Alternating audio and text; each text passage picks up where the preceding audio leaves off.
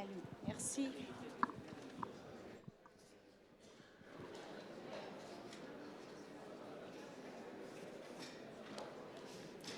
Ladies and gentlemen, we're going to begin the next panel.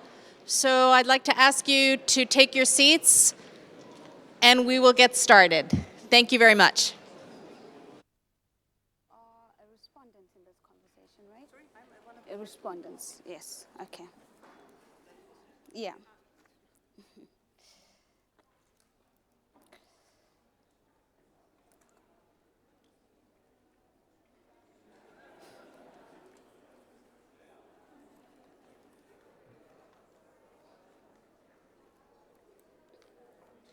They've just done the seating differently. That's why I was double checking. I was like, I can see that. Ladies and gentlemen, welcome back. May I kindly request for those who are coming in through the doors, kindly please take your seats so that we may begin with this panel discussion. Thank you so much for staying with us.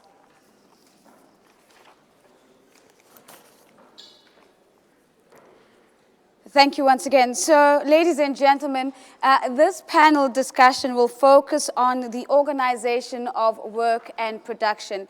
And by means of just scoping the conversation that we're going to be having today, I think we all come into the room fully cognizant of the fact that in an increasingly globalized economy, technological advancement and competitiveness are leading to rapid changes in the organization of work and production.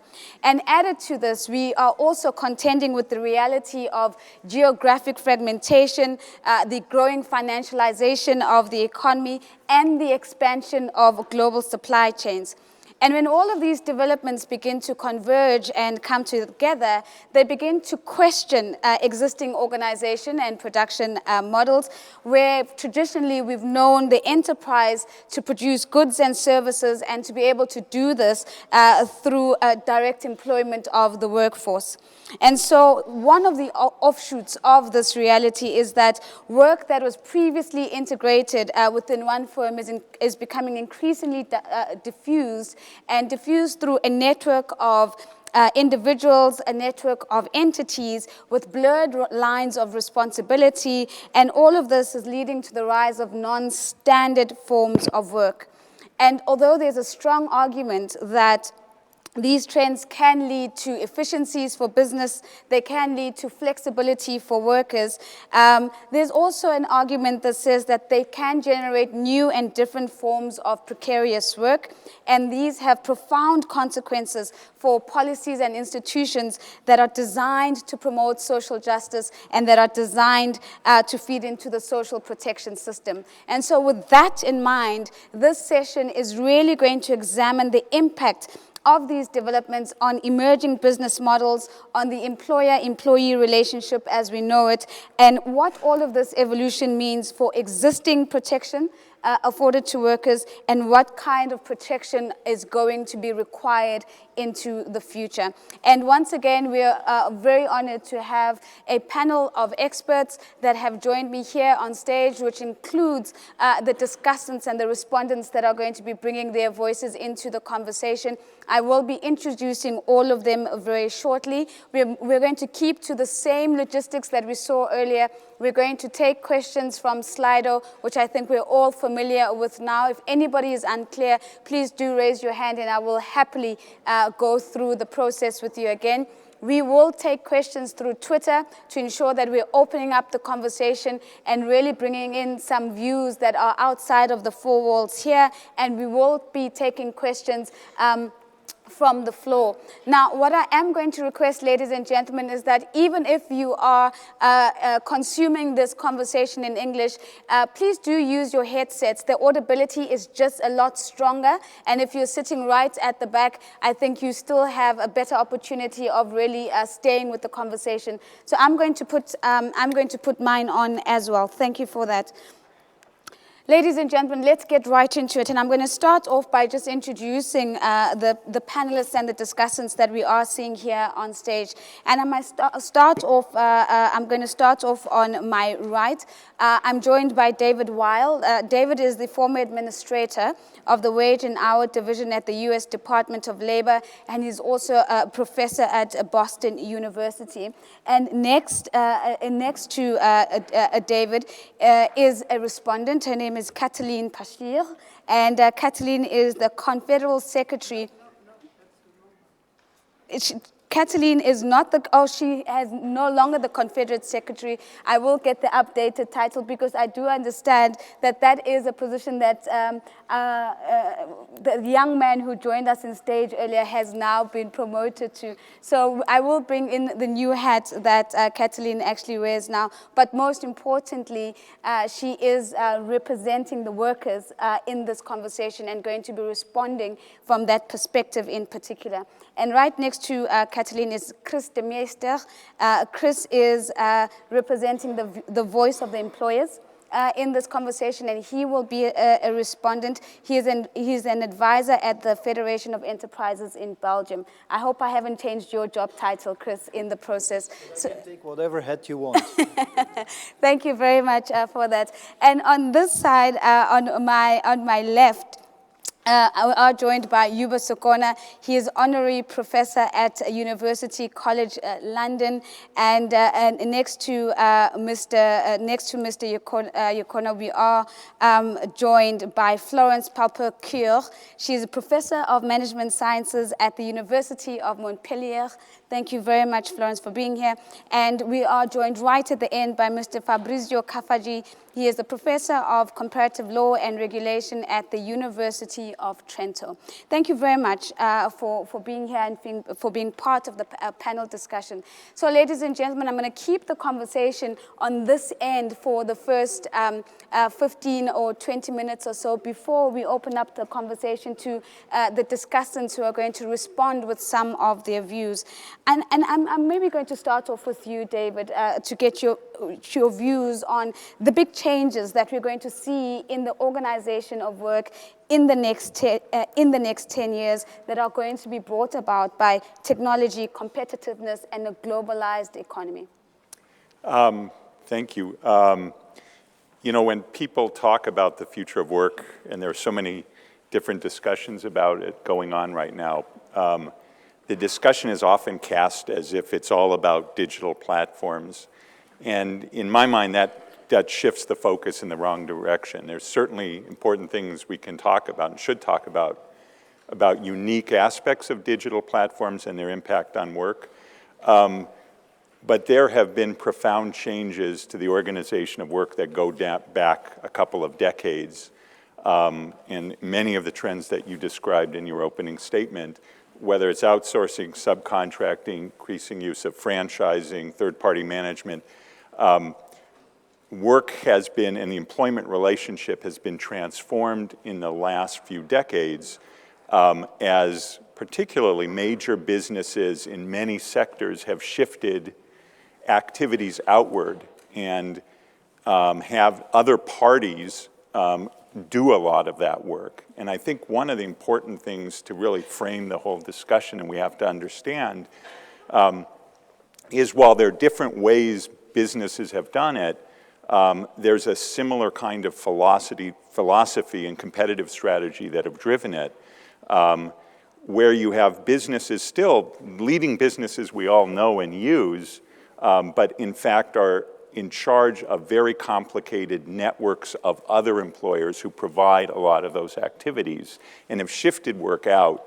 I've sometimes called it the fissured workplace because you've kind of taken this solid rock of the employment relationship and broken it apart into pieces.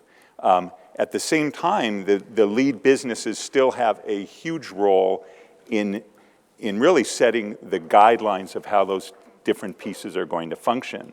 And while they exert often very strong control over that network, they also very often say, but they're no longer our employees, and they no longer are responsible for conditions in those workplaces. And because conditions in those workplaces have increasingly a large range of problems from labor standards to worker voice, that fact that in a sense some businesses have their cake and can eat it too, they exert control but don't have responsibility, I think that frames a whole range of problems that we're grappling with and seeing. So control without responsibility, and again, a big issue that you're putting on the table that we will slice through. Mr. Sokona, let's bring your voice into this, and of course, taking into cognizance the fact that you are really a climate and energy expert, and so as the young people noted earlier today, that they wanted to hear more about the environment and the planet in these conversations. What do you think the big changes in the organization and the production of work are going to be? Thank you. And I think first of all, it's a bit difficult to generalize because we are living in a very diversified world. What is relevant in Europe is completely irrelevant in part of Africa. Even if you look at the Africa, it looks like a small village, because it's composed with 55 different countries with different political, social, economical, cultural realities. Having said that, tomorrow is today in terms of climate change, because climate will affect all the economy, all our life, and then it's really one of the biggest challenges we will be facing. And we will need to change our consumption, production pattern, and that has implication in the type and the kind of organization we will be dealing with. And if we take the energy sector, for instance, in the African context, where there is no lock-in system exists, because we need to define the energy system in the African context. Should we look at what exists in the European system? And then because the European system, you invest on it, there's a lock-in effect, you need to get the end of the life cycle in order to change it. In the African system, you can jumpstart. Jumpstarting the energy system, that is the energy system of the future. That means more decentralized. That means any individual can become a producer and consumer at the same time. You change completely the nature and the structure of the organization of the energy system. And that has huge implication on the production. And then we need, obviously in the context of climate change, we need to decarbonize the energy, our economy, to decarbonize the production, to decarbonize the consumption system. And then all require completely institutional organization challenges. And then the organization and institution in which we are operating currently are set for the mid of the centuries. And then the issue and the problem we are facing related to climate, those institutions are no longer valid to tackle those systems. And then so that it requires a completely new thinking. It requires a completely new way of dealing with the problem and the issues. And then so that the kind of organization, the kind of institution we are operating are no longer those valid systems.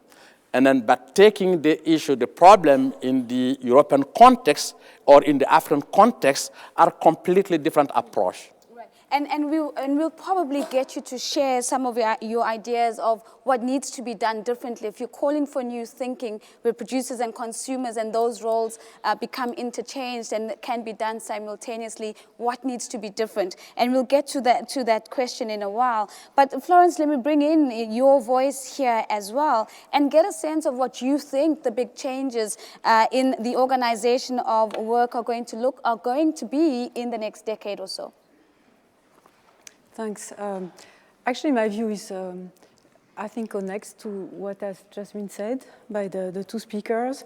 And I would start from the fact that we had a major transformation of what we call a corporation or a company nowadays. We used to have very clear boundaries between the inside and the outside, organization and the market. And what happened, and is still happening more and more, and will continue most probably to happen, is that the market has come inside the corporations, and now workers are put in competition one with the other. And factories or subsidiaries are also continuously challenged to continue to belong to a large corporation or to be sold or be, restructured. And on the other hand, there is also a very strong extension of organizational power and control outside these companies. They are really shaping very strongly how their suppliers or resellers are organizing work, performing. So it's blurring completely the traditional reference that we have. But what I want to emphasize is that the new organization of work and production that we see, it is not this very fluid network, market-oriented vision that is very often conveyed. It's actually governed by very strong oligopolies that we can see at two levels in these networks. First, all these big brands that we all know that are controlling access to the market, R&D, product design. But also at the lower level, we have global suppliers who are arranging for the production of agricultural products or any kind of industrial products nowadays. And it's still, and even services, global services, and it's then in other layers that workers are actually, and that's where they are submitted to working conditions that are more and more outside the law, whether that happens in the north or in the south. So to me, a major challenge in the future is how to reappropriate political power in order to be able to govern again the conditions of work and production that we want to see developing. And this, I think, also has strong implication for environmental questions. Right, and so it's a reappropriation of political power that you're saying is probably going to get us to the next stage where we're able to function in this new future. And I'd be keen to understand how you see that playing out and where likely resistance and support for that kind of thinking might come from. But let me bring in Mr. Cafaggi as well and give you an opportunity, sir, to table what you think the big major changes are going to be on the production of work in the next decade. Well, I think we have to take up the challenge concerning global supply chains and the ways in which they might change the regulatory framework. I guess I want to start with a few questions. If we take the unit of regulatory analysis, the global supply chains, can we simply move from the large enterprises to the global supply chains, the instruments that we've been using to regulate the matter, or do we need to innovate both the type of instruments but also the objectives? So David, I want to pick up on what David said before, that is to say, one of the issues is the dissociation between control and responsibility. It seems to me that there are two possible ways to go about it. We can realign control and responsibility. That is to say, if control is located on the lead enterprise, we want to increase the degree of responsibility to match it with control. But there's also another way, and that is if control can be decentralized, responsibility can be kept also at the local level, so that we can redistribute power in order to match with the responsibility, or we can associate new responsibilities. These are two apparently alternative ways of thinking about realigning control and responsibility, but in fact, both are needed. So we cannot simply think about joint and several liability of the leading company and the suppliers, but we need to make sure that, for example, in procurement policies at the local level, we do have control by the local actors, and we cannot simply give the power to the lead company to exercise procurement policies according to the standards. I'd love to stress test that analogy with you, David. The two examples that Fabrizio has put, a realignment or a decentralization of control. What is your take on that analogy, and what do you think is most likely? Well, I guess my thinking starts with how the business relationship is structured.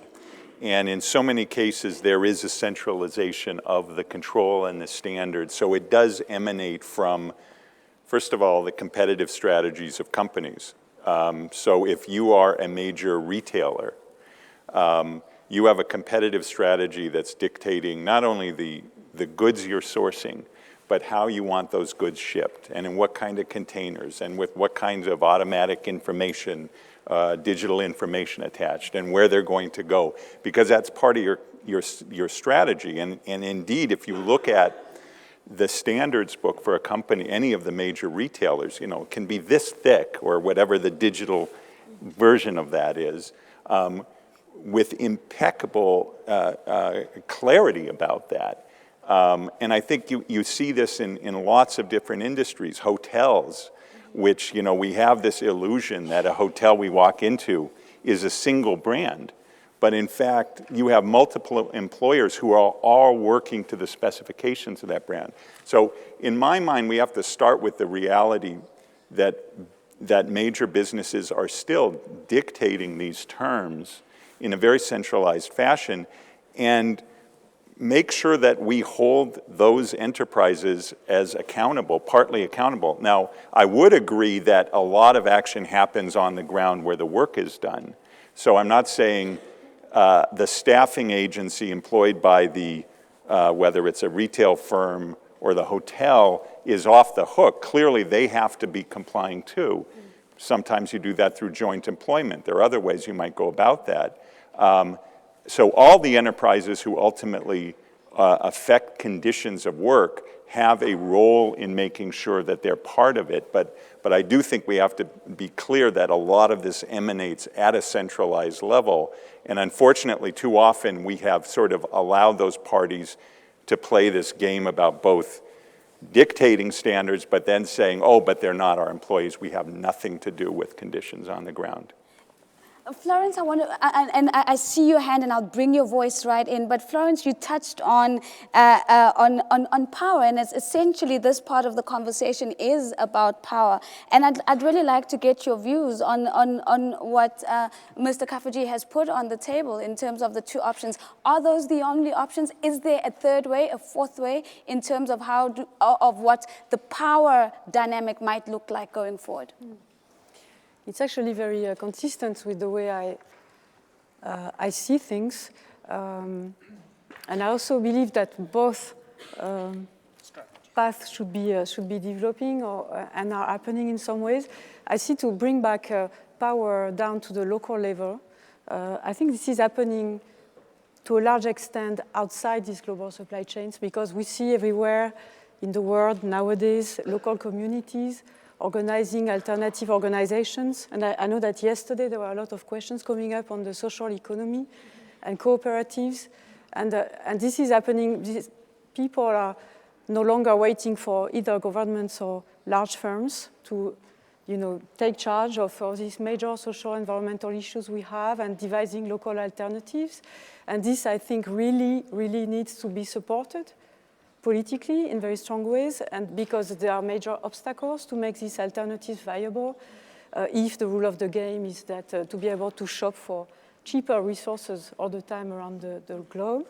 At the same time, obviously, things need to be done in these global supply chains, meaning also to re-centralize responsibility at the level of where is the power in these chains, and this is a huge challenge actually. It's a huge challenge, and I'm seeing both hands coming up. So I'm going to go to Mr. Cafaggi first, because his hand was up first, and I'll come to you, Mr. Sokona. I'm very keen for us to get to the actual impact on social protection, but I do think this is an important issue that we need to flesh out. Mr. Cafaggi first, and then I'll bid in Mr. Sokona. Please go ahead. I just wanted to sort of further elaborate on the issue of control, because I think that not all the supply chains are the same. So if you take, for example, agri-food or extractive industries, mining, there's an issue concerning control over primary resources and dependence of the lead companies over, those farmers or enterprises that have control over the resources. This is not the case for automotive and electronics. So the ways in which control is exercised depends very much on many variables that are associated with where the resources are, who owns them, what kind of competitiveness of the market. So when it comes to the concrete strategy to protect workers' rights, we don't have one strategy that fits all, but you need to have to differentiate according to the type of supply chain you're talking about, and how power and control are distributed, which often depends on exogenous variables like, where the resources are and how the market is structured. Differentiating according to the supply chain, I'd like to give you an opportunity to put your comments that you had, but maybe also just weigh in on this last input on really beginning to use the type of supply chain as the key lens through which we differentiate that alignment between rights and responsibilities. Please go ahead. Me? Yes. Okay. No, I think that I wonder, I do agree with what has been said, but I wonder if there is no other alternative, yes. And then from the bottom up. This is valid in the established systems. And then if you take the African context, and then where the production system is based on natural resources, and then we change it completely, we have the ability and the possibility to change it. We do not need to go to centralized systems. And then you take the small-scale farming system, and then you take also the energy system that apply to the small-scale farming system. We know the centralized energy system, it goes from the one that goes to the bigger one, and then that goes to the smaller one. In the decentralized system, and then actually the technology allowed us, particularly renewable energy technologies, to produce 3 watts to charge a torch to more than 100 megawatts for powering a city. And then that changed completely the whole overall rationale of the system. You do not no longer need to have a main institution, a main system that dictates. You have a wide range of decentralized system, coupled with the technology and the communication technology system. All of them are completely decentralized. And then if you take the landline telephone system, actually, a large part of African will not have access to technology. Actually, all of them have access to the communication technology. And that will be the case also of the energy system, because the price is getting down more and more, and then that will change completely the nature of, and then the society will change from natural resource export to a much more added value. And then the much more added value in the natural resources is related to access to energy. And then that will become, in the coming year, completely different rationale. And then you no longer need to have one single company that will be like an hotel chain. That will be a proliferation of different systems. And that comes from the bottom up. And then we have to have a different mindset of thinking. In most of those settings, we have only the way the structure of the institution are in industrialized country, we tend to replicate that. Right. In the context of developing countries, much more in the African context, the disadvantage of the system is an advantage, because there is no lock-in effect. And then we can reverse completely the approach. So, David, I see you agreeing, and I'm going to give you an opportunity to get in, but I do want us to move the conversation forward. So if we're saying that these are the big changes and the big challenges that we're going to be grappling with in the future, what does this mean for social protection approaches? So if you could bring that element of the conversation in as well, please come in. Sure. No, that's a great bridge. I mean, why are we talking about this at the ILO? It's in many of these transformed systems, what you find where workers are, and often workers who might be employed at several levels below where the economic value is captured, is non-compliance with basic labor standards, often particularly for low-wage workers, intensified health and safety risks, often because you have broken apart into multiple pieces the employment relationship, your ability to provide pensions and health care coverage and safety net policies like workers' compensation has also been undermined. So out of this, you get a set of results on the ground where workers are that have huge disadvantages. I would also add to that fundamentally, and there's a lot more evidence really suggesting this, increasing earnings disparity, increases in income inequality are also being driven by the fact that the structure of who sets wages has also been changed by these systems. Linking that back, so the practical question is, if we go about enforcing laws or thinking about regulations, I had the task of not only thinking about this problem as an academic for many, many years, I was then put in the chair and saying, well, how are you going to deal with this as a matter of a labor standards organization enforcing the law and protecting workers? That's where I agree with what all the panelists, I think the gist of it is you've got to understand how a system is wired and where the economic incentives are and how you bring to bear, whether it's regulatory authority or the role of trade unions or bringing in employers ultimately to address what is drivers often of very bad conditions to workers emanating out from whatever the arrangements look like. And I'm very sure that when we bring in our respondents, that question of the role of trade unions becomes very important. But I want to continue that thread and to come exactly to you, Mr. Cafaggi. Let me first give you a chance to respond, and then I will create the linkage as well. Please go ahead. So one of the issues that David was raising is how do we deal with enforcement? Now, clearly, state authorities generally do not have extraterritorial reach. And so it might be hard. There is some evolution of the case law that allows courts to be able to explore enforcement outside the country where the lead company is. But in general, this is a very expensive way of enforcing laws. So we need to come up with mechanisms that are local when it comes to monitoring compliance and enforcing laws. But where you have states with weak institutions, the question is what kind of alternatives are available?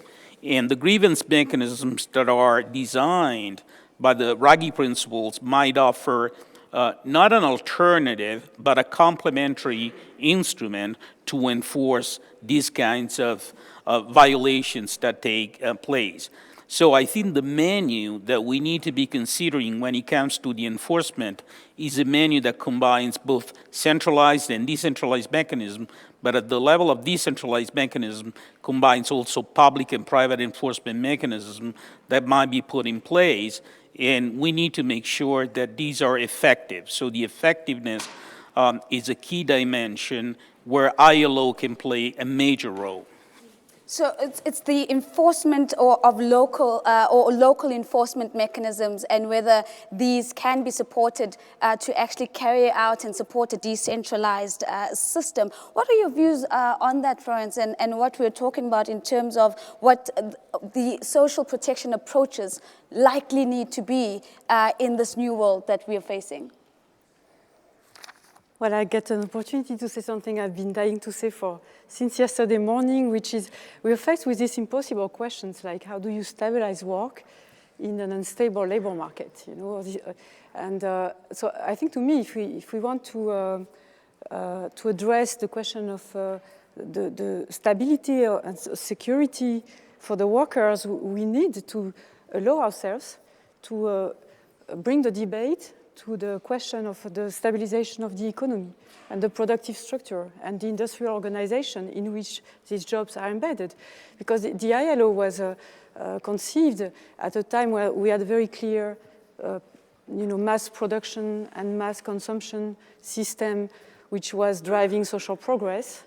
And then the social accommodation of this was developed in a certain way, and it was expected to be exported to the south when it would also follow this path of industrial development.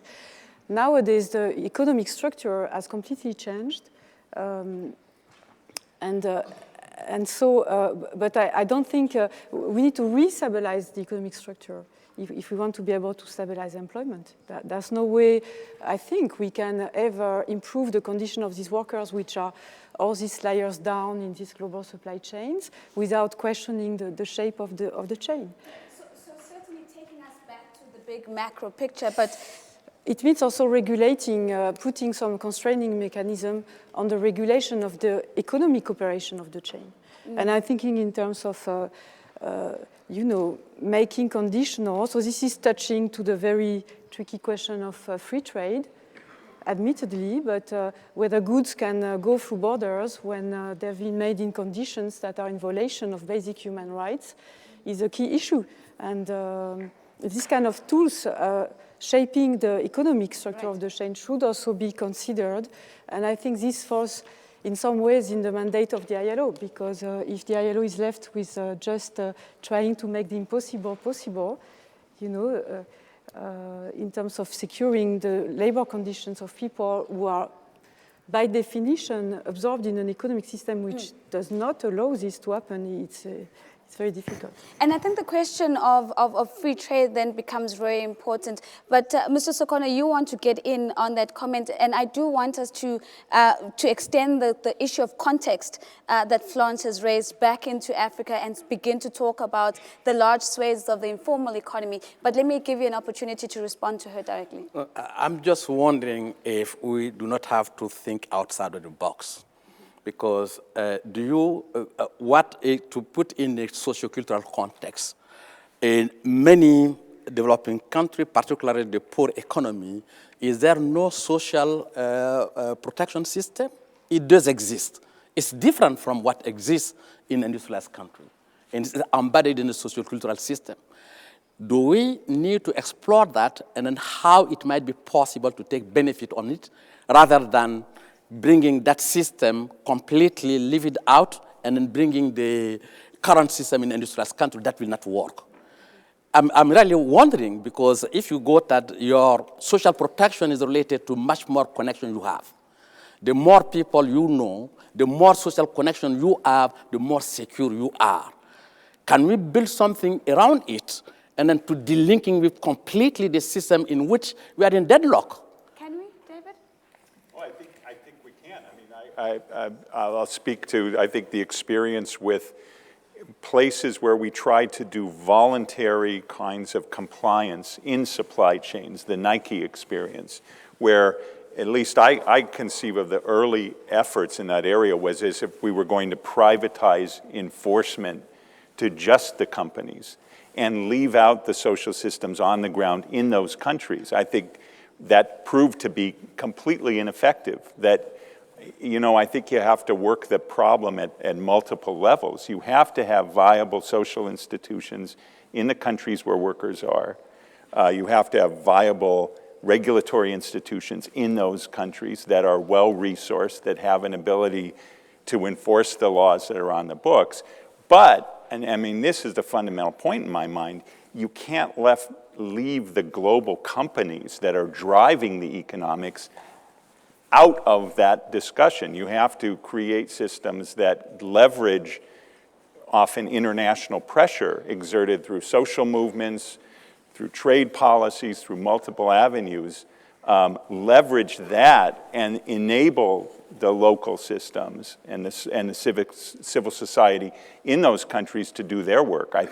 I don't see it as either or. I think it's essential to really think about both mechanisms. And back to the point of international trade then, Florence, just to get your quick view on this conversation that is happening, where we're saying it's not an either or, and it's perhaps a balancing act. The role of the multinational corporation then, what are your views on that? I think I agree with this view that we should, it's central to support the constitution of the possibility for workers to express, to have a voice and defend their own rights at the local level, wherever that local is. At the same time, in the current context, it's very difficult to make sustainable social progress in any location when global companies are able to source to shift sourcing from one country to the next. And at the moment, it means that just to keep the orders coming, the suppliers are not able to, sacrifice the wage and the improvement of working conditions. I'm cognizant of the fact that I'd like to bring our respondents in, and I'm cognizant of the questions that are quite a bit on the informal economy and on local sourcing, which is a key theme that has come out of this conversation. But before I go to do that, I'm also going to go to a poll just to get a temperature check from the audience in terms of where we are. And as we get that ready, a very quick one from you, Mr. Cafaggi, because I do want to bring in the element of the informal economy in this conversation. How does it fit as we talk about new approaches to social protections in this highly globalized and technological world? So there are many ways, and I'm going to take one which is related to the role of intermediaries. Global supply chains are often based on many intermediaries along the chain that help demand and supply to come together. At the local level, for example, in agriculture, but also in other areas, you do have community leaders or other type of social institutions that operate as link between multinationals and local firms. Now, a lot of the control over what happens in those firms or farms is in the hands of these intermediaries. So one of the key issues concerning whether or not how to enable supply chain to become organizations where work is more formalized is to decide what to make of those intermediaries. There are many areas like in Indonesia, in Latin America, where the government is thinking about regulating these intermediaries. So you can either regulate work or you can make sure that those intermediaries who are in place are going to be able to exercise controls that in Western countries are exercised by agencies, but wouldn't work there. So the institutional choice we're facing is, are we going to reform local institutions like these intermediaries and make sure that they exercise the control they should, or are we going to export our, meaning Western institutions there? The latter has proven to be a total disaster. So I think we got to go in the former and make sure that we propose intermediaries reform that are effective.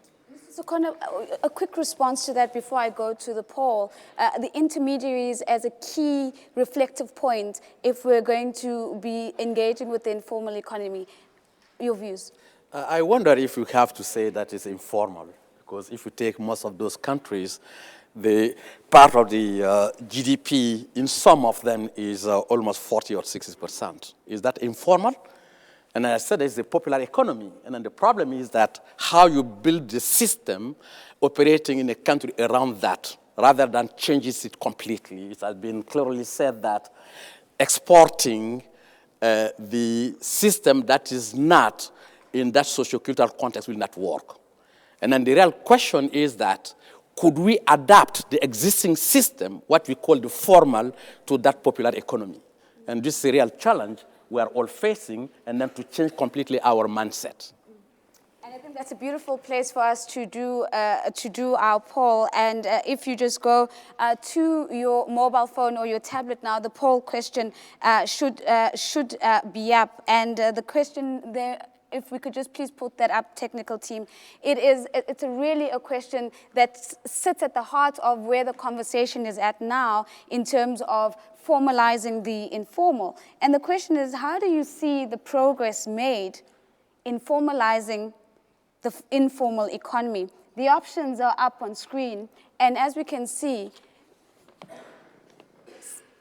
the numbers are coming through very, very quick and fast, and almost seems like not too much of a differentiator in terms of one clear view on what the progress has been. We're literally seeing no change right up front right now, with some increase in informal arrangements jostling for that position, and some increase in formal arrangements coming in. What we are seeing clearly, though, that is getting the least number of votes is significant increase in formal arrangements. So I'm going to let that run for another 5 seconds or so, just to see whether the first, second, and the third position actually change or not. Some increase in formal arrangements, and I'm really worried about jumping into the conversation before this has stabilized to some extent, because it will impact where the conversation goes.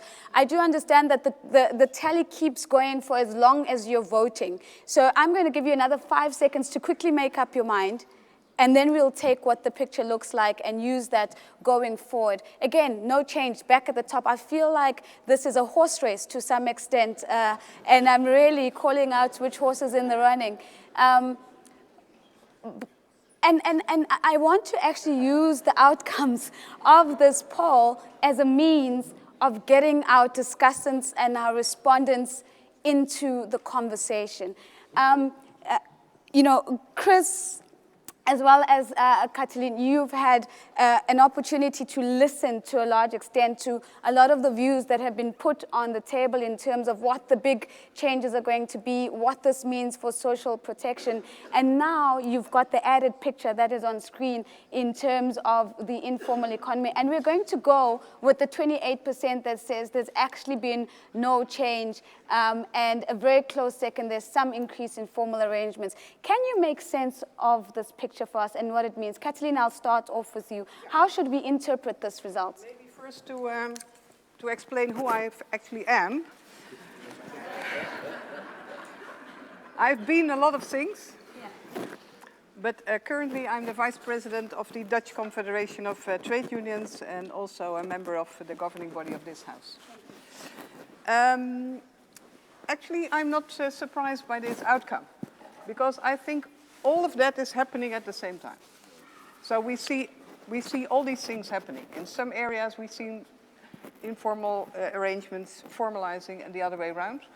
But actually what we don't see, which is, of course, a worry after all the debates we had in the ILO since the 1990s, we don't see a significant increase in formal arrangements, which is what we probably would have liked to see. But maybe if I'm allowed to start a bit to reflect on the discussions that we just had. What I really appreciate about the input given by Mr. Weil is what we as trade unions also see and what we have been discussing for the last many years, which is the vanishing trick of employers and also of the responsibility with it. And the interesting thing that was brought in also by Mr. Weil is that control has not disappeared. Control is a very important aspect of the legal notion of an employment relationship. So you are a dependent worker when the employer has control. Well, there's some other elements to that as well. You need to do the work personally, etc. So there is control, there is dependency, and what we said last year when we discussed the global supply chains in this House is that actually we see that everybody is increasingly connected. And where has responsibility gone? And this is especially interesting because we are discussing technological change, which increases connection. And also, it increases the possibility to exert control without being in a personal relationship with somebody, which has been described by Mr. Weil. And if you then look at the major question of where the trade unions are in this equation, with everybody asking if we are male, pale, and stale, or what are we doing out there, I would say we have enormous challenges on our plate. Who are we going to negotiate with? Okay, where to establish this responsibility? Maybe the legal employer is not really the one that can deliver, which brings me, for instance, to the point of, okay, point raised about intermediaries. Maybe the intermediary is the legal employer. Maybe not. It's already difficult to establish. But if he is that really the place where the money goes, where you could negotiate a wage increase? Because the real profit is somewhere else. So trade unions are very adaptive to change. And also really, if they want to do something about vulnerable groups of workers, they think about, okay, maybe we have to innovate our strategies. So one thing that we have been developing, for instance, in my country, is to look at maybe we shouldn't negotiate with a specific legal employer or even with a sector, but with a workplace. So what about Schiphol, which is the main airport of Amsterdam? There's maybe 1,000 employers over there. We have 20 collective agreements covering different groups and workers, but they are even competing with each other. And one collective agreement may be even in competition with the other collective agreement. So if we're not very on the alert, we're actually setting up workers against each other, and we contribute to that. So maybe better to organize them workplace. Schiphol, 40,000 workers on a daily basis. The same for major construction sites. We see enormous amount of workers, including migrant workers and other precarious workers, some of them without documents and with, doing 20,000 different kind of jobs and functions. And the major issue there is, what is our response? Well, one important response is to not have too many different unions in the same place. The other one is maybe we have to come together and see how we make collective agreements that work together, that we hire interpreters to speak to the migrants, and all these things we are currently developing. But to be honest, it's a seven-headed dragon, and it needs a saint to slay a dragon, I hope. Sorry for those that don't have that history, but in Europe at least it needs a saint. In any case, I think the major issue put on the table is how do we then confront the challenges. And what I found yesterday quite striking is that the employer representative of one of the panels was talking about, oh yes, we need to deliver decent work and we need to recognize fundamental rights, but he didn't say who was going to provide for those things. So, okay, we have not that many options. We have employers, we have governments, and we have institutions like the ILO. The ILO works through governments and employers and workers, and then we have transnationality coming into the equation. And when I was discussing last year with my colleagues how to deal with this seven-headed dragon in the discussion on the global supply chains, we really came up, and I think that was in the end also the conclusion of the debate, there's several governance gaps at many different levels. So yes, indeed, there is also a governance gap at local level. But let's not forget that the multinationals that outsource work to Bangladesh, Cambodia, Africa, they actually are in control, and they can also be in control of conditions. If they can write down the specified nature of product, they can also write down you are supposed to pay a living wage to those workers in Bangladesh. Now, if they then don't do it, let they then support the government, or maybe at least make sure that taxes are paid so that the Bangladesh government can hire an enforcement agency to go to those factories. Or, for instance, to say to the employers in Bangladesh, well, listen, the minimum you will have to do is to speak to your local unions and make sure that they represent those workers. Can they do it all alone? No, they can't. We will have to support them by our general policies at all these levels. I would say then maybe on the note that you also raised with regard to the other aspects, we also have to reinvigorate public systems at all levels. And of course, an issue that was also addressed by the ILO, social protection floors, well, they need to be financed. Where does the money come from? From tax systems, from profit shared, surpluses not only going to the rich. Otherwise, we can't provide for social protection floors, and they must be there for everybody providing work. Because if we don't include the self-employed or other people in the informal economy, coming back to that issue, actually there will be always an incentive to get out of the official system and hire people through informal arrangements.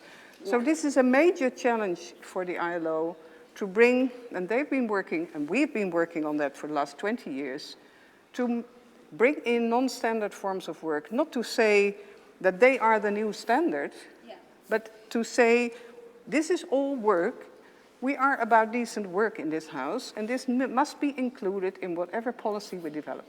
So, Catelene, you raise a number of complexities that I think are going to make for good questions from the floor and, of course, more discussion here in the panel. But, Kris, I think you now have a responsibility of not only reflecting on what you've heard on the panel, to reflect back on the outcome of the poll, but also part of what Catelene has said, I'm sure, are issues that you would like to take on. Let me give you an opportunity. Yeah. So before I come to the poll or reply to what Catelene just said, it's important for you to understand some of my basic views on this whole thing. And all that I'm going to say now is also illustrated with photos on my Twitter account. But okay, basically, my starting point is this. Work, changes in the world of work, changes in society, the way they impact organization of work, we are all affected as individuals and our organizations in a different way in terms of the speed of change, the nature of change, the extent of the change. That means that, for example, in 20 years from now, a lot of people will still work for an employer with a standard employment contract and will basically still do almost the same job as they do now. But at the same time, there will be other people that are working in a completely different job and a completely different setting. In 20 years from now, we will still have informal employment, organized in the same way as it's now. But meanwhile, a lot of people will have shifted from informal to formal, and probably also some will have shifted from formal to informal. So at the same time, if you only look at the global picture, you're not capturing the reality, because the reality is completely diverse, and that also explains the answer here. Most of you answer from the heart. I've seen that with other questions, not with the brains, because in reality there is enormous changes, but the overall picture is probably no change. There will be a lot of regions in this world, a lot of branches in the economy where there has been good improvement in transition from informal to formal. But in other parts not, and even the opposite direction. So the global picture doesn't tell us anything. So if we talk about the future of work, we first have to understand there is no future of work. There is no going from A to B. If you would imagine you're in a time machine, we would all be in a different time machine at different points in time, and our realities are all different. So how do you approach this kind of situation? And this is my second point. If you want to approach this, first of all, don't talk about the future of work, but about work in the future. And go back to the basics. I disagree when somebody said Europe completely different from the developing world. If you talk to individuals, what drives us, what we are seeking for, is basically the same. We all seek for sufficient level of income. We seek for a certain kind of protection. We seek for autonomy, mastery, purpose. We want to be valued. We want to have purpose in what we do. And that is the same. You can talk to people from Africa, Asia, wherever. This is what drives people. So this is what binds us. So if you want to have an approach, and I guess we want to have impact. We cannot shape the future of work, but we can bend or give it some direction, and we want to have impact. Now, if you want to have impact, focus on opportunities. You're all familiar with Pareto principle. You can focus all your efforts in trying to deal with the challenges and the threats first. You will yield very little result. 80% effort, 20% result. Focus on opportunities. With 20% effort, you can yield 80% result. So this has to be our starting point. Organization of work. Basically, so far, we have not talked about organization of work. We have talked about organization of supply. We have talked about organization of the value chain, but not about the actual organization of work, which is which people have which tasks, who is responsible for what are the interconnections, what is the planning, who is doing what at what point of time. That is organization of work. What is the best approach here? The best approach is to balance the work situation, including the working conditions, so the hours, the contract, the wage, etc., the work environment, balance all that with the capacities, the talents, and the aspiration of the individual worker. That is our challenge. How to build better places to work, how to create an organization where people are able and willing to do their best work. The able, that is the employer, or the one in charge. Right. Does not necessarily have to be an employer. Creating the conditions for people to deliver their best work. But the willing, that is also in the individual with this motivation and engagement. And that, for me, that is the challenge. That is, and there are opportunities, there are new tools and technologies that can assist. Desperate to get in and maybe even push back against some of the ideas that you put on the table. So I'm not going to get in the way. David, you get in first. Lots been said by both Catelene and Kris. Take your pick on some of the issues you want to push back against. Well, let me respond. I think I'm responding with my head, not my heart, but maybe others can determine that. Look, I think the heart part is the basic principles we want for workers to have.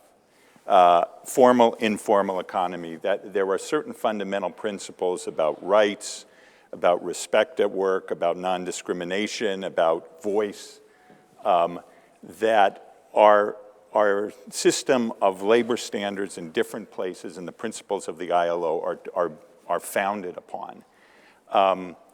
It is absolutely true the organization of work is in a set, or the organization of production and value chains is in a state of change. I sometimes hear, and I'm not sure, Kris, if you're saying this, I sometimes hear, we're changing at a faster and faster pace, so give up this notion that we can kind of regulate it, or that regulators were inherently going to be behind the evolution of business systems. I would go back in time for a moment to really create a model about how we should think about this. When the mass production system emerged at the beginning of the 20th century and then spread widely throughout the globe in many places, there were social choices made, and there were social choices about worker representation, about collective bargaining, and about things like fair labor standards and occupational safety and health, and systems created. Now, within that structure, businesses, I teach in a business school. I know about the creativity and the power of businesses, and I'm all in favor of that. But those businesses worked within those structures at that time and adapted to it. We're in a period of time where all those systems have, or a lot of those systems, are no longer as effective at achieving those fundamental heart principles as they once were. That to me says then we have to think about ways we create new boundaries that keep that creative power in business developing and working within the kinds of social principles that we want to achieve. Those might look different, but I don't see any difference in the fundamental notion that we want businesses to be creative but operate within systems of standards that I think most people would agree to. I'm seeing hands, but I'm going to go to Mr. Cafaggi first. I think I saw a nod from you, sir, and then I'll bring you back in, Catelene. Please go ahead. Yeah, I want to build on 2 points that Catelene made. The first one, it seems to me that one of the issues is the architecture of collective bargaining, whether or not the current architecture, global, local, works, or how should we redefine that architecture. And I see there two dimensions. One is the actors, the players, and the other one is the instrument. So we need to be thinking about how to reform that. But the second, which I want to spend a minute on, is the question, where does the money come from? And I want to build on that and link it up with what the discussion we had yesterday about automation and destructive versus constructive, because I think there is a digital dividend or an automation dividend that has to be distributed, and we need to be thinking about how that should be distributed. I'm not entirely persuaded by the tax solution, because that goes, to the general public, and I would like the digital dividend to be redistributed to employees. So the issue is, how can we design a system whereby the gains in terms of productivity, automation, and digitalization might move from the enterprises to the workers, and not necessarily to the general public. And is the negotiation nowadays able to redefine the way in which the digital dividend is distributed? Right. So I'm seeing a lot of questions up on the screen that I'm going to integrate shortly. We are going to come to those questions, but I do want to give an opportunity to the hands I've seen. So Catelene, your hand went up first, and then I'll come back to you, Florence, and then we'll go to the floor very quickly. Yeah, I would like to bring into this issue of boundaries that actually the boundaries were also accepted by business in their interest. Because let's say the good-willing companies and businesses want to compete on a level playing field. And one reason to accept boundaries and fundamental rights and collective bargaining is because that creates a level playing field, and it creates an upward spiral, a virtuous circle. And if you don't have boundaries, the bad-willing, the ones that don't listen to rules and fundamental standards, will always undermine your standards. So I think the boundaries are in the interest of all this House and the three parties in it, and we should indeed look into what are the necessary boundaries to the system, which brings me to the other issue that was just raised. Because if I look to attempts that we did in the Netherlands with CSR, so we have multinational companies based in our country and they go global, yeah? So we can try to negotiate with them the terms and conditions on which they go global and to which interests they will listen. Then the issue is that we have some power in the Netherlands as trade unions to require them to sit down with us. And one of the issues that was yesterday not resolved, be it about basic income or any other solution, is who is going to be the one that is having the power to demand you at the table and otherwise go on strike, go on the street, do whatever they do to make you listen. And I think this is still, and I joined the union not because it was perfect, but because it was, in my view, the only driver that could provide for sufficient power to the powerless. And that's still the case. So please come up with a better solution, but as long as we don't have that one, I really believe that trade unions should play that role, and therefore, indeed, we have to look into how to provide for the power, the collective power. Old ways of collective bargaining still necessary in very old-fashioned workplaces, and new ways in other workplaces, because the reality is, and there I agree with Mr. de Meester, we see realities from 19th century slavery to 21st century technological modern relations in one global value chain. Right. So this is really where we need to be very clever and smart and allow also and understand that you need to provide for a collective power to play its role. Right, I'm seeing a lot of nods. I'm going to quickly go to Florence, and then I'll take some of the questions that are up on screen, and we'll come back to get an opportunity to weigh in on some of those. But you've had your hand up for a while. Please go ahead. Thanks.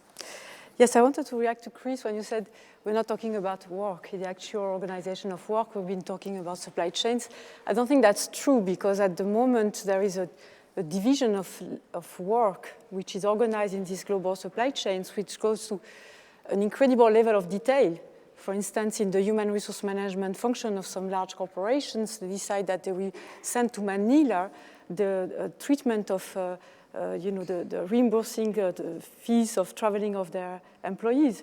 And, but they put in Hungary the database where they input all the information to run the wage policies of the company. So it's really, these global supply chains are really going down to the level of the task. And so they are touching to the way people actually work together. And to me, this is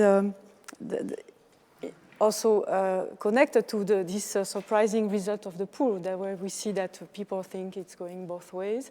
And I think it actually is in these global production networks, because we've seen some improvement in living standards and the rise of a formal economy in some specific pockets of these global networks. But we've also seen a huge rise of informal work in so many other places, and that has created this debate about the social consequence of globalization. And so I think we actually need perhaps to think a little bit deeper in this category of formal, informal, because even in the formal sector nowadays, people might de facto have very little rights because the labor unions are weak. And so my final point, I see I need to be quick, but would be to emphasize that the need for stability, that we need to be able to reintroduce some stability in the operation of these production systems in terms of the shareholders, need for patient capital, long-term sourcing relations, and long-term employment, because that's at the moment the technologies and are allowing for an acceleration of time, which is not in balance with the reasons that we need to develop human capital and careers and social protection. And again, you've pushed against some huge parts of some of what's been discussed, and I think a new addition there, thinking about long-term employment in the future, which almost assumes that everything is sort of going to be based on a very short-term nature. I'd like us to go to the floor and take some questions, but I'm going to start off by giving an opportunity to Minister Lee from Korea, who is going to be tabling a question. And this is on Channel 4 if you're wanting to listen in Korean. Over to you, Minister.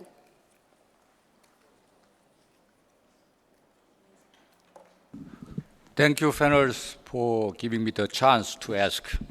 Also, I would like to thank Mr. Guy Ryder, Director General of the ILO, for organizing this global dialogue to discuss how to better adapt to the future of work in preparing for the ILO's 100th anniversary.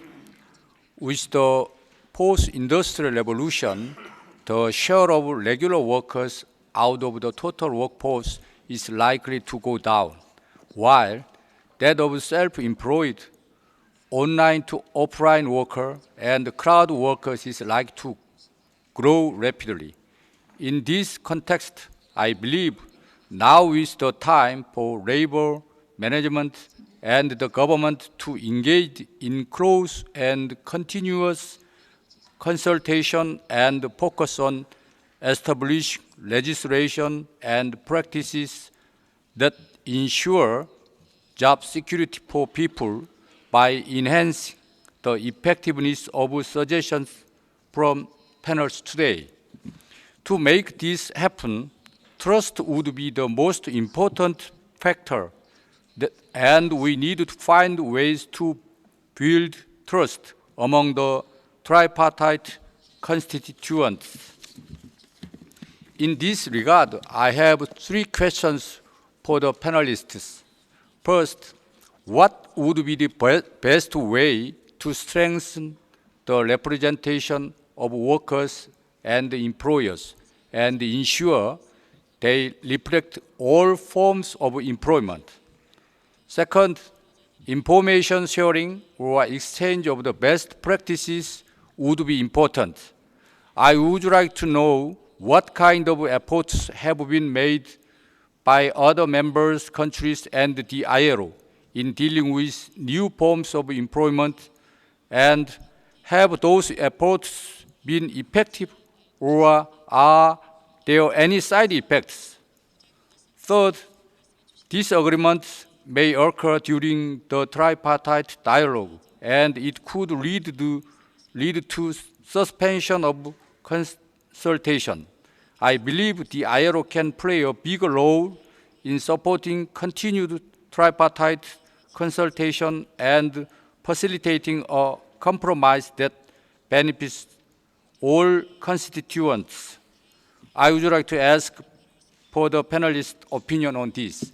Minister, thank you very much. So three questions. Kris is first off the mark. His hand was up first. So Kris, I'm going to give you an opportunity. And if David wants to weigh in on it as well. Kris, go ahead. 3 questions from the Minister. Yeah, thank you, Minister, for your questions, because the first element you touched upon, the element of trust, when I talked earlier about creating better places to work, there are enabling factors. Leadership is one, but for me, in the second place comes trust.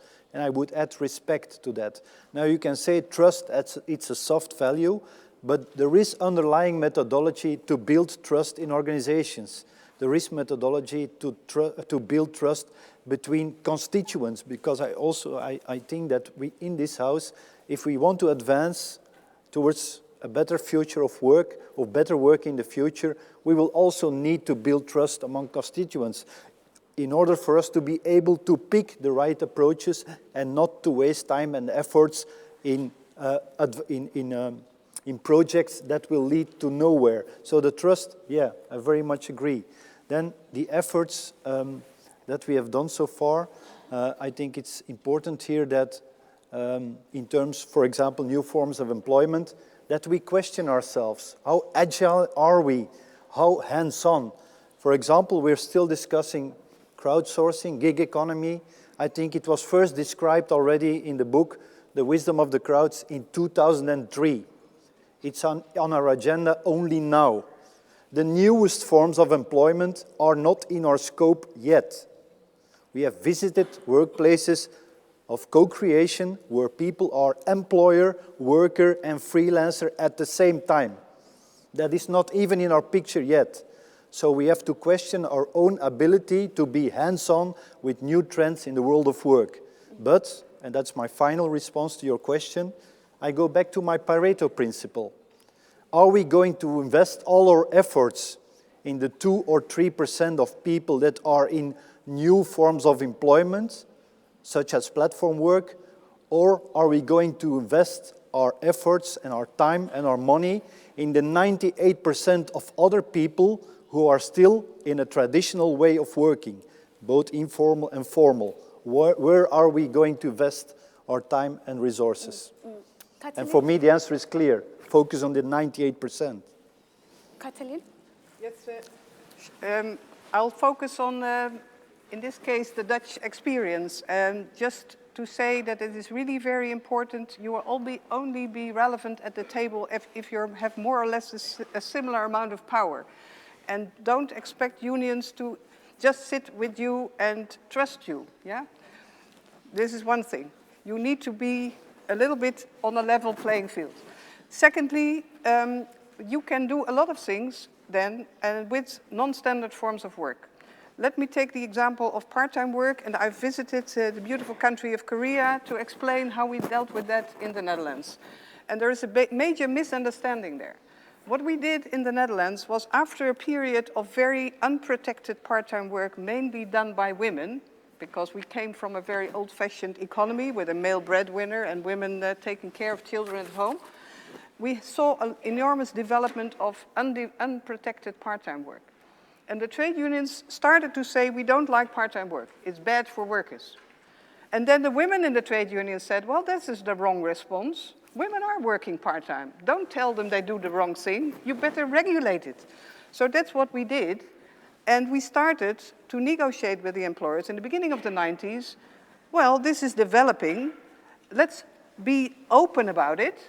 Let's allow workers to have a diverse working pattern and maybe even stimulate it. But then the precondition is equal treatment. The precondition is equal access to social security, equal rights in terms of freedom of association, and all the other rights, including dismissal protection.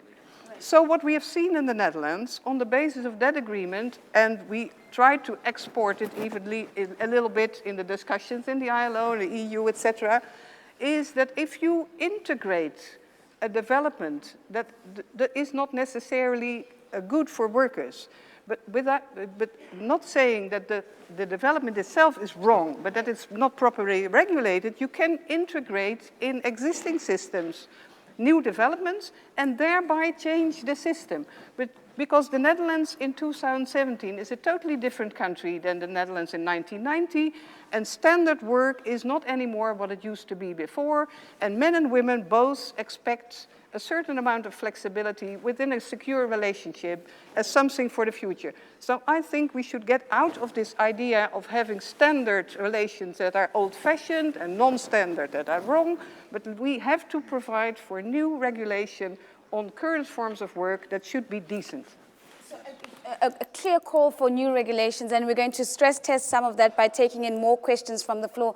David, you had your hand up, and I'm going to give you a very brief opportunity to weigh in, and then we're going to take some of the questions that have been sent through Slido. Please go ahead. No, I was going to say, I mean, I certainly appreciate Minister Lee's, the notion of sharing information and innovations across different countries that have experimented and tried to deal with these changes. We did a lot of that in the Obama administration.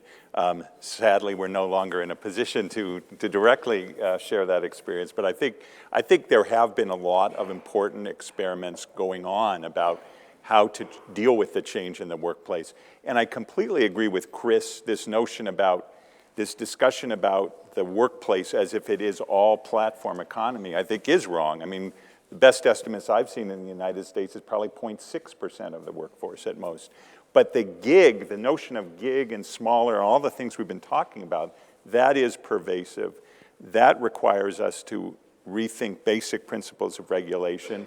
And getting to the minister's first question, I think it begs the question of how do we best provide voice to workers in these changes? Some of those mechanisms still are traditional collective bargaining. But there are a lot of other kinds of work forms that we need to address, and a lot of new emerging worker organizations, along with what innovations in unions that are trying to do that, more and more effectively. And I think this links quite beautifully to the top question that we have on our screens. And this is a question that's been sent anonymously. And I'm going to bring this question to you, Mr. Sokona, because we are talking really about whether the share of voice and whether there should be share of voice for the other. So the question is, should the ILO become four-partite? Instead of tripartite, to include representatives of the self-employed. What are your views on that?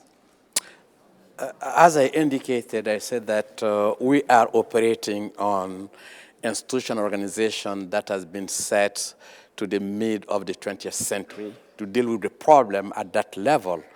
And then we are facing a number of problems and issues for end of 20th century, 21st century. And then those institutional organizations are no longer adequate. And then that explains the kind of conversation, discussion we are having here. The real question is that should an institutional organization like ILO adapt to the new situation, or it still remain as the same institutional organization? Because whether we like it or not, the technological progress and then the scaling up of environmental issues, and then things are very well connected and interconnected. We cannot dissociate our production and consumption system to the overall environmental issues. And then at the same time, we need to reinvent the new type of organization and institution. And then why we have a problem with the climate change, a deadlock actually, because we are operating in a wrong type of institutional organization. And that did not lead us to find adequate solution. And then at the same time, in that context, the short term, the current situation is linked to the long-term perspective. And then we cannot say that we think at the future is present. Because the system we invent actually will have a huge impact on the long term. So you're almost calling for a complete pivoting in terms of how we're understanding how we bring in these extra voices. But Florence, I see your hand is up, and I'm going to give Florence an opportunity to weigh in and then go to Twitter, because there is quite an interesting tweet that has come through that I'd like to integrate. But Florence, let me give you an opportunity, and I will come back to Catelene. I'll say less. Go ahead, Florence.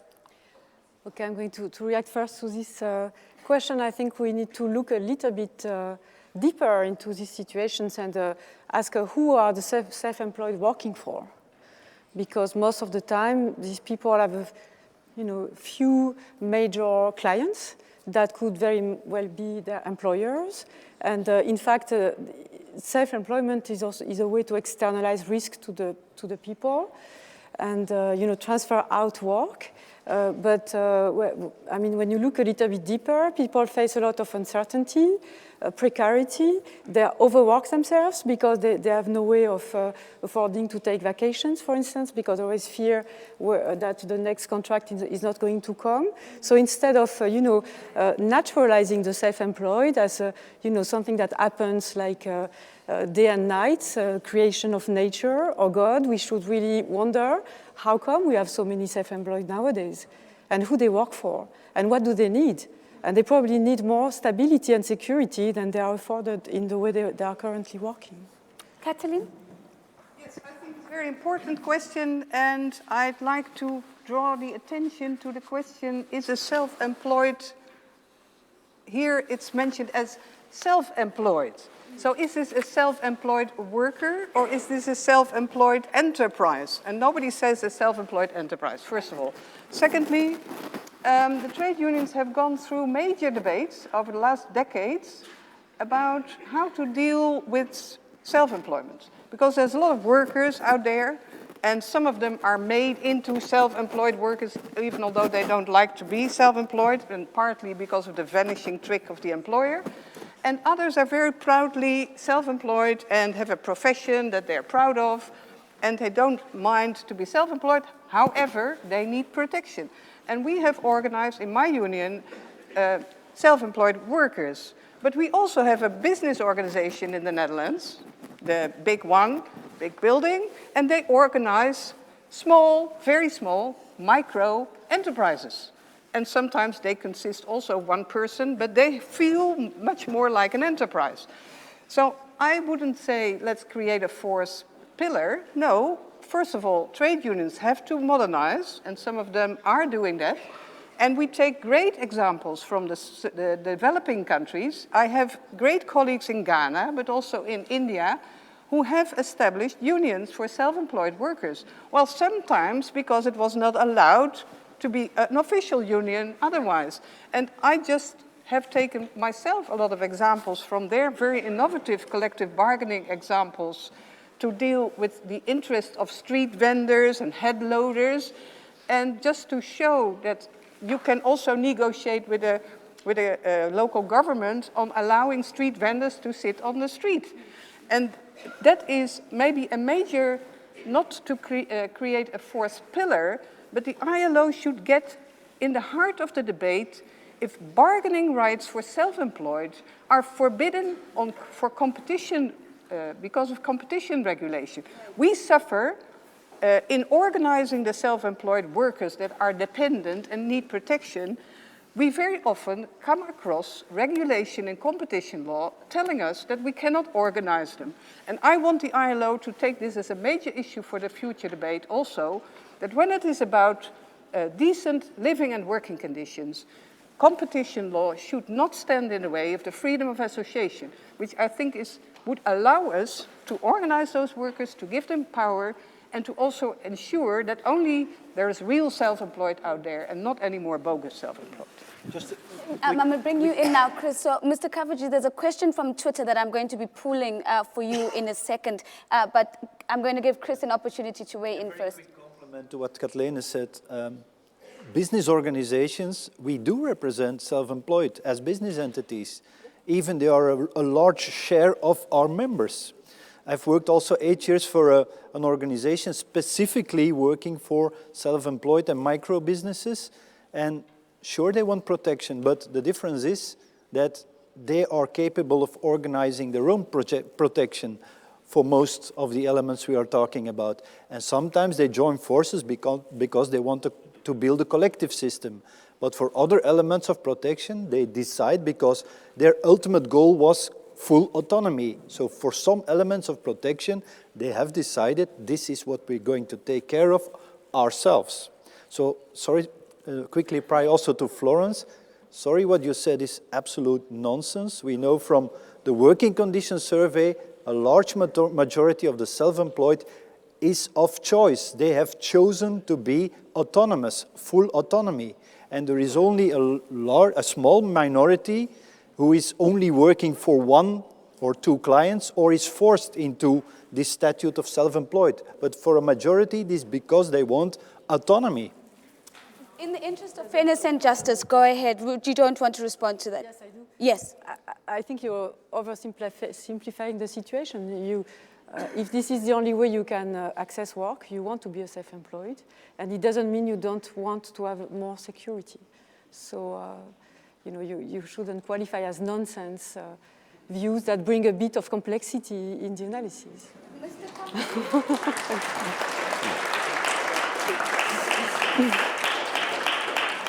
I'm gonna take it back. Yes, go ahead. What I said is the answers of the people themselves. So what I'm talking about this survey is what those people themselves said, not what I think about the situation. It's what they think about their own situation. David, Catelene. David, go first. Well, so first of all, I mean, there are two kinds of categories of self-employed, and we can argue about surveys, about who was surveyed, how were they surveyed, how was the question asked. I know in the United States context, there are a group of people who are so-called self-employed, and they are misclassified workers. These are people, if we do the basic economic and realities test, which is what we apply in many of our statutes to this, you'd say these are employees, and let's get past the nonsense. And in fact, one of the areas of great collaboration we in the federal government had with red states, so-called Republican red states in the United States, was over the issue of misclassification, which has become pervasive. It is the nonsense of telling someone that in all respects you're an employee, but congratulations, you're an independent contractor.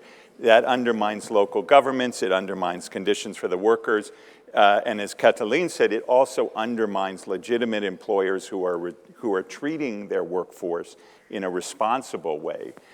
So there is a class of people that are clearly, we need to talk about. There is a separate class of independent contractors who are emerging out there or have always existed out there. And I think the fundamental question is, it's not that we can apply the same employment conditions to them, but they certainly, more and more of those people are desiring protections and some of the things we have traditionally provided through employment relationships.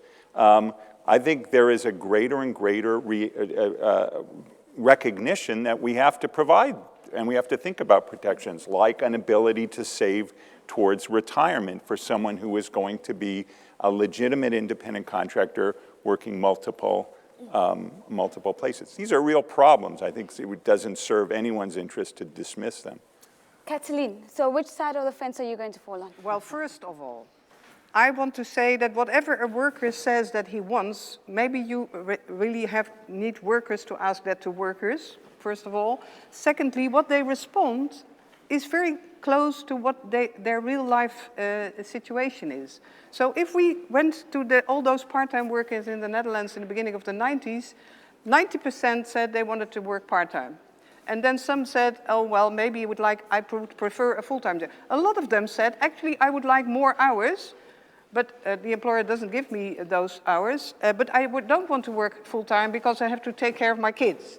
Now, this is a totally reasonable response, but that doesn't say that this woman that gives that response wants to be an unprotected, discriminated part-time worker without parental leave and all the other things. So I think we have to keep that in mind. There is a lot of self-employed who would say, I would prefer to have this job rather than having no job. I would prefer to be self-employed, but I would appreciate, and therefore they unionize, to have some collective rights. So the answer, I'd like to have this status, doesn't in itself give any response to what then comes next. Let's open up the conversation and bring in some of the questions outside of the four walls of this room. I'd like us to go to Twitter and to pick up on a question by Imgard Nubler. And I'm going to give this question to you, Mr. Cafaggi. The question is, digital automation dividends needs to be distributed. And this is, of course, a continuation of a point that you raised earlier. But I want to focus on the second part of the question, and the question is how? So how do we begin to think about how this digital dividend can be distributed? What are your thoughts on that? Back to what we said yesterday, So suppose that the effect of automation is to cut back in terms of numbers of working positions. I think there is a possibility that those ones who remain can be given part of the dividend in order to enhance their capabilities and skills. Okay, so you can use the increase of productivity that is driven by automation by giving part back, not necessarily by giving money back, but by giving skills and training to the ones who remain or to the ones that are about to enter into that market. But you have to do it directly instead of using the tax system, because if you use the tax system, that dividend is going to get lost for many other legitimate purposes, but you're not going to use it for those employees who are staying and might be penalized by, increasing technology that might sort of push them out later on. Can I say one more thing, building on what David, and I want to work on an example that will give us a concrete situation. So let's assume you have a worker works 8 hours and a self-employed who does exactly the same thing and works 16 hours, okay? So if that self-employed person is not considered to be an employee, the only way to give protection is to work on the contractual side. You don't have an employment side. In theory. What David was talking about is something that is happening, I think, all over the places, and that is, if we have a bright line between employed and self-employed, the type of instrument to protect the self-employed are generally sought in different areas, not in labor law. And there are two ways of going about it. One is sort of expand the employment protection to those ones who are not technically employees, but are functionally employees. Another one, which is also taking place, is to use commercial contracts to make sure that some of the working organization dimensions are captured by commercial contracts. These are not alternative ways, but in terms of instruments, modifying and expanding labor law to self-employed and using more commercial contracts to protect working environments are two viable solutions to under protection of self-employed. Florence, your views on these as two viable solutions? Would you add another solution? Would you endorse the two that Mr. Cafaggi has put on the table? What are your views? I think this is very relevant and worth exploring, really. I was just actually thinking back about a question that was asked to us earlier about how to strengthen representation of workers and yes. Employers, and so somehow this idea of how do you bring to the table of negotiation the people who are involved in the supply chain, right? And if we could have each time we have a big player coming with key representatives of all the supply chains, that would be also one way through the chain, the global chains, to try to bring in some elements of a social dialogue. I'm talking to these broader constituencies of social dialogue, like the ILO, and another could be through the territorial approach to change the laws that are governing these situations. I'm going to ask the technical team to take us back to the questions, and thank you for that, Florence. There's a question that has been bumped up right to the top, and I think it comes back to the point that you made earlier, Mr. Sokona, about we're moving into a world where being a producer and a consumer is going to be increasingly blurred as those roles can be done simultaneously.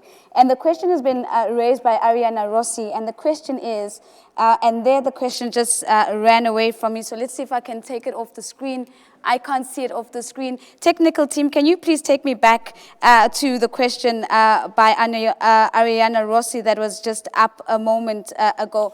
But in essence, from my memory, Mr. Sokona, what Ariana was asking is that, is there a role for consumers to play in terms of how they're consuming the products and services that are being introduced or being produced by these global supply chains. I've got it back up there. It says, what do you see as the role of consumers in driving better working conditions? We haven't spoken about consumers, and I'm going to bring in Mr. Cafaggi as well, but what are your views on that? Obviously, they have to change, and then they can play a critical role if they receive adequate information. Because adequate information means that the implication of things they are consuming, because of if we are moving toward a low-carbon economy, and then that means we have to change completely our way of consuming, and then that will only happen and when we are much more informed and much more educated. And then that need an enduring and long-term effort.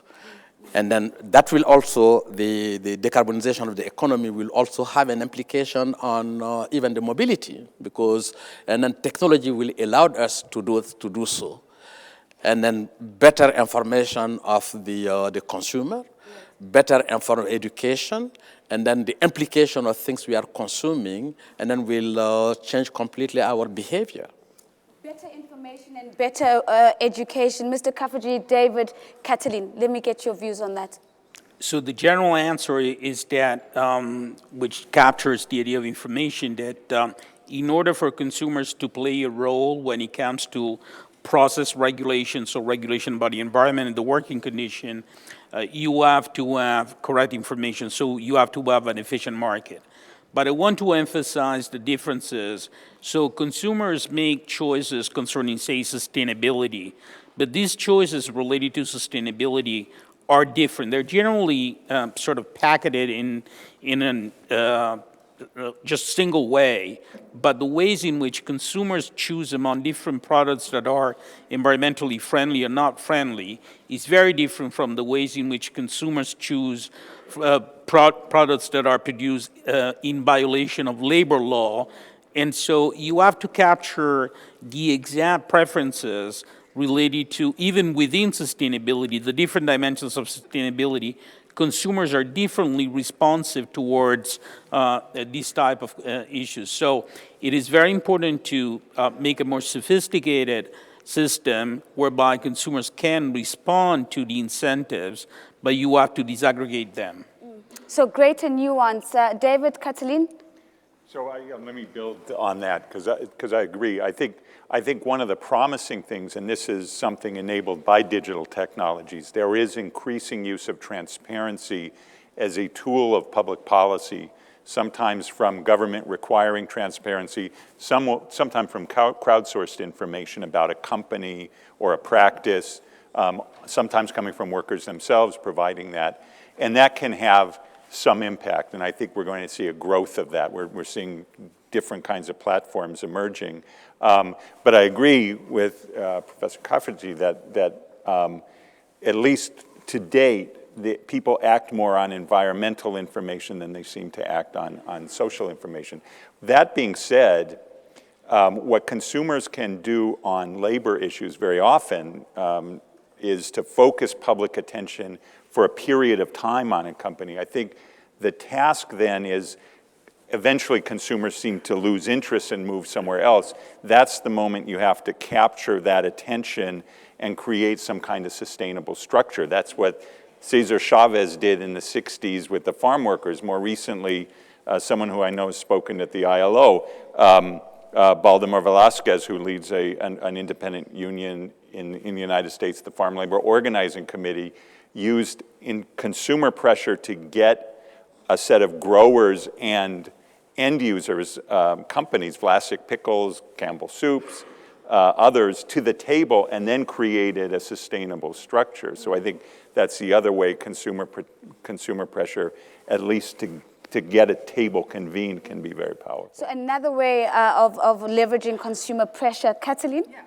Well, I want to refer to the importance of having alliances there, because we work closely with NGOs in the Netherlands, but also as an international trade union movement with the environmental movement, and it's something that young people are really into. Yeah, they want fair products, etc. And very often, fair is not indeed recognized as also being fair to human beings. Okay, child labor then is also seen as something like you really need to fight for it.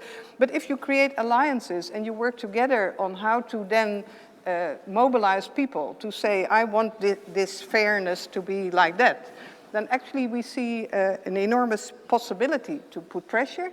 But we see also, and that is something that we identified last year in the debate on global supply chains, we have to prevent 1,000 different certificates for fair products. We have to make sure that there is also an institution that goes down to the place where people say, well, this is fair, and really check if it's fair. And I think there again the ILO comes in and the other UN institutions. Let's also prevent businesses to find a new business model, which is to create their own certificate, what we see. And one instrument that we have established, for instance, it's based in the Netherlands, but it's a multinational initiative. It's the Fair Wear Foundation, where companies actually become part of a long-term exercise. So they apply to be part of the exercise. The exercise includes people going to the places where they outsource and give feedback if it's all according to the rules. And then it's not just a one-time off thing. And that should be part of a bigger area of where we see more of those initiatives taken. So possibilities of what it could look like coming in. Eric, Kris, my apologies. I see your hand, but Florence had her hand up. Mr. Cafaggi, and then I'll bring it to Kris. Florence, go ahead.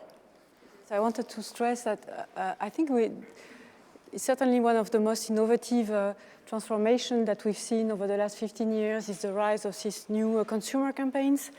And it was very smart, I guess, on the part of NGOs because they targeted the new sources of economic power in global supply chains, which are located in branding and product design, and not in manufacturing, which is not owned anymore by the big players. At the same time, now we're seeing a new generation of NGO campaigns taking stock of some limitations in what they could achieve through the market, which the point is that they have attacked company on the market, but the companies have reacted there. And now they have created all kinds of labels and, green, fair, whatever initiatives. There's a proliferation of market signals. And for consumers, it's very difficult actually to get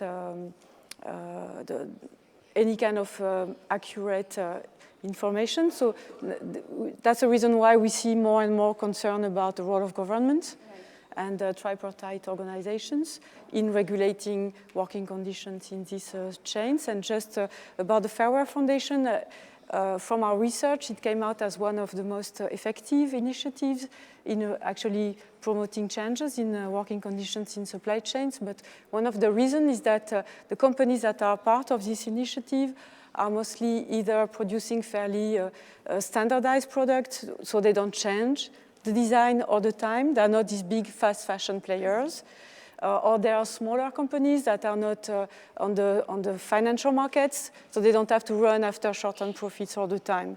So it brings back the case that we need really to look deeper at the business models in these global chains if we want to make them truly sustainable. And so we're coming back to the business models and what they will look like in the future. Mr. Cafaggi, we're about to get to the end of the conversation, so I'll take the two comments and then we begin to wrap. Mr. Cafaggi, please go ahead.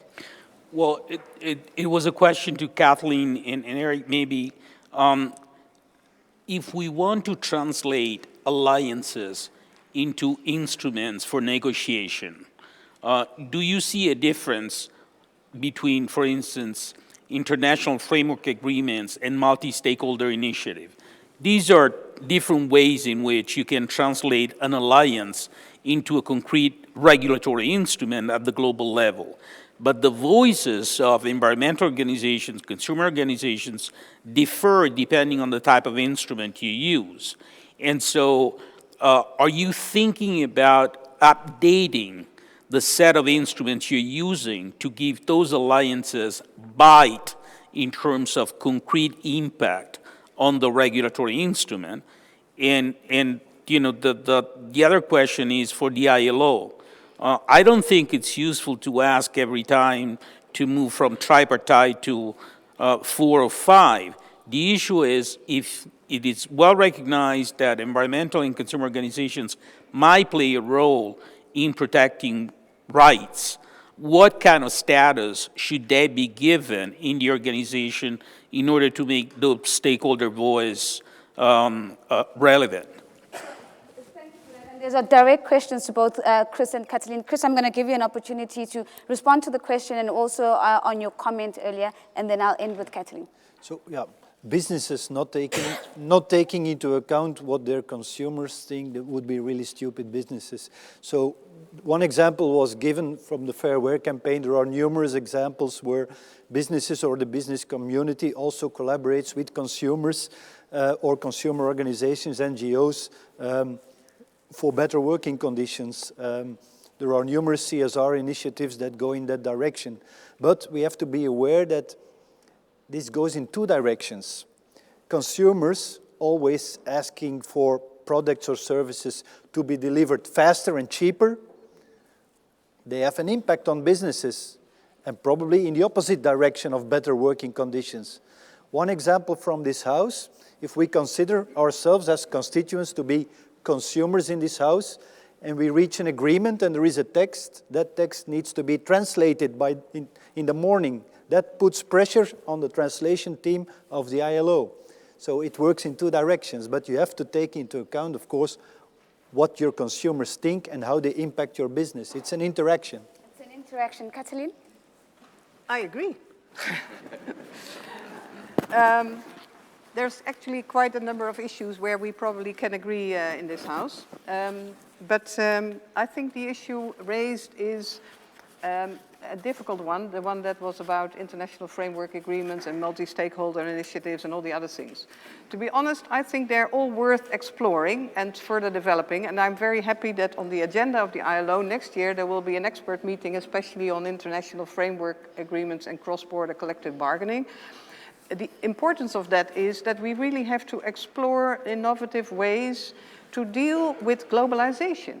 Because, to be honest, capital is going global and labor is bound with its hands to remain national. We can't remain national. Even if we are an international trade union movement, our instruments and also the ILO instruments need to be translated by governments and others at national level into national regulation. So we need international instruments, and the trade union movement needs international tools. And one of those is the possibility of having an international framework agreement. We have to explore the good practice out there. And we indeed work increasingly together with others. And I also agree that that is sometimes an ambiguous thing, because the environmental needs may be sometimes also opposed to the workers' needs. And we try to integrate that into a notion of we need fairness in transition. We can't just say, let's have a globe without carbon, or carbon dioxide, what is it in English? And then say, well, what are we going to do with all the work that's related now to the current ways of producing? But we must change. But we must take on board workers in the change, and that demands for fair transition and measures and regulations around it. And that needs all these people at the table. Ladies and gentlemen, I don't think I could have ended this debate on a better note. It's a point of agreement, which is a good way to end, but also a collective call to action. A very big thank you and a hand to my panelists this afternoon.